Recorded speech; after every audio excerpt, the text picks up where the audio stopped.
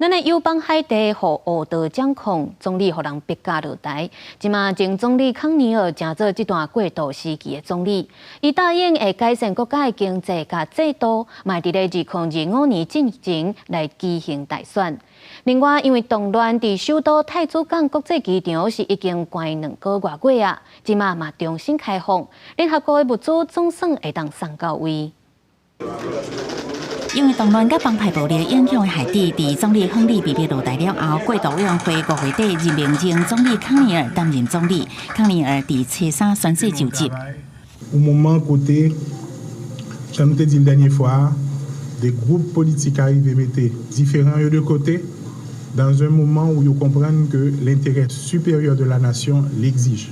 本身是医生的康尼尔，伫2011至2012年捌担任总理，后来担任联合国发展专家。2023年1月开始担任联合国儿童基金会拉美地区的主任。伊接总理了后，首要的任务就是要甲过渡委员会讨论参详新政府的事项。康尼尔要进行改革，化解目前的危机，为2016年以来毋捌举行过的选举铺路。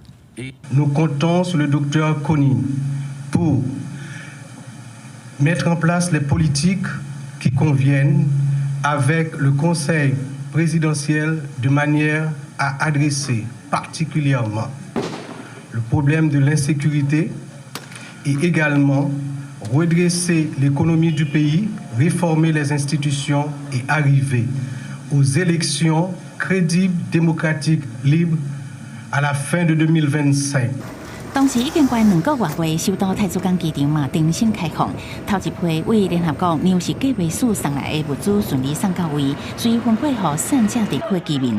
有报告指出，海地目前有500万人，差不多一半的人口拢遥寄失踪，包括粮食、医疗这的物资，拢倚靠国际人道救援。不过当地暴力也是严重，太子港超过8成面积拢由武装恶道控制，谋杀绑票性侵事件真侪。去年联合国答应派遣一个由肯尼亚领导的安全部队，不过到今还未入去。